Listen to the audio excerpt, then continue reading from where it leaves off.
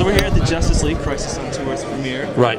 James Woods, who is voicing Owlman in this feature film. Yes. Now, you've played heroes and villains in both TV and movies and animation before. What is it that draws you to the bad character of Owlman in this that just made you want to do it? Well, I mean, you're assuming he's a bad character. He's a doppelganger for Batman, so it depends which side you take. I mean, granted, he destroys the universe from time to time, does things like that. You could hold that against a guy, but basically, I think he's kind of a quiet, sad charmer. Really, is the way I look at him. No, in all seriousness, this was one of the most interesting villains that I've ever played because he literally is an existential, agonized. He's like a Chekhovian character. He's like, in Chekhov they're always talking about all their ennui, spleen, and agony. The boredom of life, and this is a guy who's so in despair that he decides to amuse himself by destroying the universe, or aspires to destroy the universe.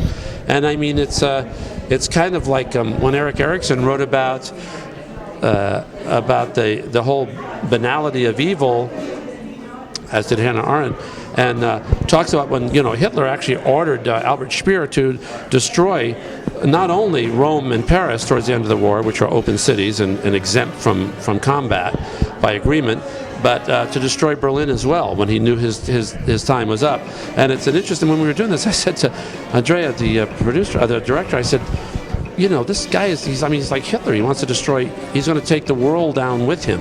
He's full of such angst and and despair. But people don't realize that when you do animation, with the exception of Family Guy, which I do with Seth MacFarlane, where he plays the characters that he plays, and I interact with those characters, if they're characters that he plays, and almost always it is. A couple times it's with some of the others, and he just reads them. But all other animation, including this, you read the lines cold. I didn't even know Billy Baldwin was playing.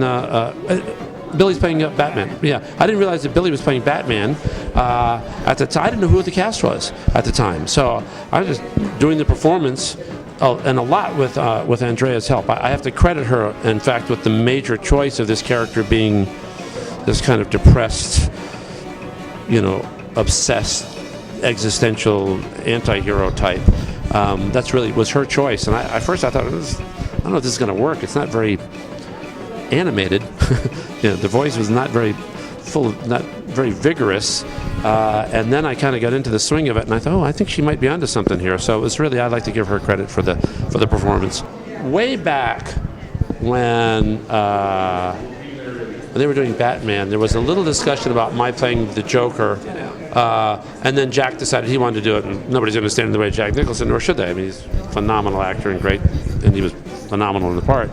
But because I had that sort of lean look that that people associated with that part, there was some discussion about it at the time, and I thought that'd be fun to do. I also like the idea of the Riddler. I like different characters, but as I said to somebody else over here, that I've always been more interested in creating new characters or bringing to life a character that has not been seen. And when we did Owlman, there had been no representation of him yet. So it was fun to kind of come up with a completely different idea than even my instincts led me to have. All right, so one more question for you. Sure. What's it like being James Woods? It's moderately cool. Yeah. Yeah. It's fabulous. Are you kidding? Awesome. Thanks a lot, James. Just kidding.